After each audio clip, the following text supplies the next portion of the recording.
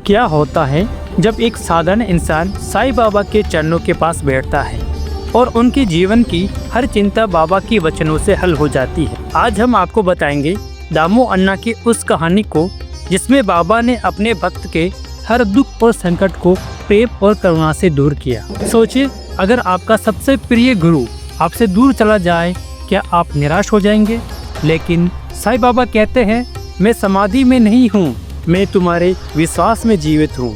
जब तुम मुझे याद करोगे, मैं तुम्हारे पास आ जाऊंगा। आज हम दिखाएंगे वे चमत्कार और वे करुणामयी वचन जिसने दामू अन्ना के जीवन को हमेशा के लिए बदल दिया। इससे पहले यदि आप साईं चरित्र दर्शन चैनल पर पहली बार आए तो चैनल को सब्सक्राइब कीजिए ताकि साईं भक्तों तक साईं बाबा की कहानी सबसे पहले पहुंच सके। एक दिन शिरडी की पवित्र धूल में बैठे भक्तों के बीच दामू अन्ना श्री साईं बाबा के चरणों के समीप विराजमान थे। वातावरण में शांति थी, केवल धुनी की हिलोरें लह रही थी और दूर से पंछियों की मधुर आवाज सुनाई दे रही थी। उसी समय दामू अन्ना के मन में दो गहरे प्रश्न उठे। पहला, बाबा, जो लोग आपके दर्शन हेतु शिरडी आते हैं, क्या उन सभी को लाभ प्राप्त होता है? इस प्रश्न पर साईं बाबा ने मुस्कुराते हुए निकट खड़े आम के वृक्ष की ओर संकेत किया और उन्होंने शांत स्वर में कहा, देखो उस आम के पेड़ पर कितने बोर लगे हैं। यदि सभी बोर फल बन जाए तो आम को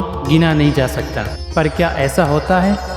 कुछ बोर झड़ जाते हैं, कुछ आंधी में उड़ जाते हैं और केवल कुछ ही फल पककर मीठे बनते हैं। उनके शब्दों में जीवन का गूढ़ रहस्य छिपा था। साईं दर्शन का लाभ सभी को तभी मिलता है जब श्रद्धा और सबूरी के बीच भीतर अंकुरित होते हैं। दामू अन्ना मौन हो गए, लेकिन मन में एक और पीड़ा उठी। उन्होंने सोचा, बाबा, यदि एक दिन इस देह को छोड़ देंगे तो मेरा क्या होगा?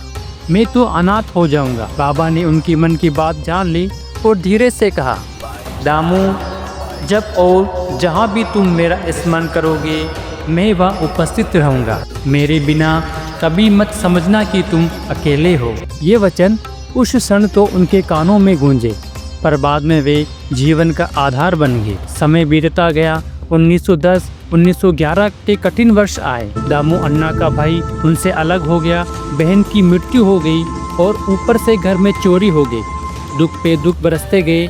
वे भीतर से टूट गए थे, जैसे आत्मा ही बिखर गई हो। जब बहन के निधन का समाचार मिला तो वे रोते हुए शिरडी पहुंचे। बाबा ने उन्हें स्नेह भरी दृष्टि से देखा और कहा, दामू, सब ठीक होगा। फिर बाबा ने कुलकर्णी के घर उन्हें बुलवाया, अपने हाथों से पूरण पोली खिलाई और उनके मस्तक पर चंदन का तिलक लगाया।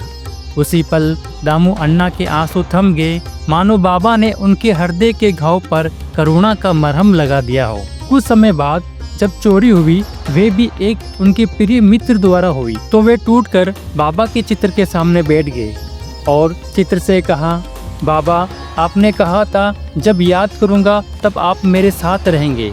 अब बताइए मैं क्या करूं? रात बीत गई, पर अगले ही दिन वही मित्र स्वयं उनके घर पर आया, सिर झुकाए और वही संदूक उनके चरणों में रख दी जिसमें गहने और मंगलसूत्र था। दामू अन्ना आश्चर्यचकित रह के उनकी आंखों से आंसू झर पड़े, पर अब ये आंसू दुख के नहीं, भक्ति और विस्मय के थे। वे मन ही मन बोलने लगे, साईं, आपने अपना वचन निभाया, आप तो आज भी मेरे साथ है। और सच ही 1918 से पहले भी और 1918 के बाद भी बाबा अपने भक्तों के साथ आज उसी तरह हैं जैसे दामू अन्ना के साथ थे। एक बार जब सभी भक्त और दामू अन्ना श्री साईं बाबा के सामने बैठे थे, तब श्री साईं बाबा ने कुछ अनमोल वचन कहे थे। हे मेरे बच्चों, मुझ पर अटूट विश्वास रखो। ये तन तो नश्वर है, पर मैं कभी तुम्हें छोड़कर नहीं जाऊंगा।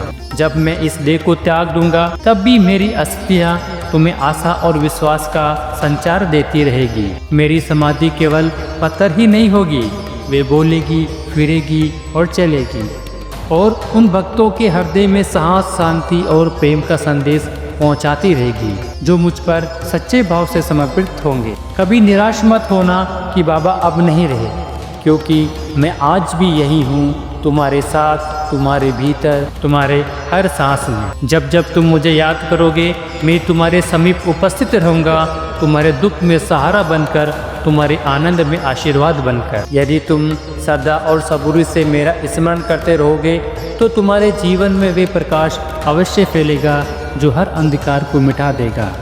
मैं समाधि में नहीं तुम्हारे विश्वास में जीवित हूँ। जो मुझ पर दृढ़ विश्वास रखता है उसे कभी किसी बात की कोई कमी नहीं रहती। मैं सदा तुम्हारे साथ हूँ, आज कल और सदा के लिए। सभी साईं भक्त श्री साईं बाबा के इन अनमोल वचनों पर विचार करें और श्री साईं बाबा के प्रति अपनी भक्ति को सुदृढ़ करें और साईं बाबा के इन वचनों पर विश्वास रखें। श्री साईं बाबा की इसी प्रकार की और भी कहानियों को जानने के लिए साईं चरित्र चैनल को सब्सक्राइब करें ताकि साईं बाबा की कहानी सबसे पहले साईं भक्तों तक पहुँचे। ओम साईं राम।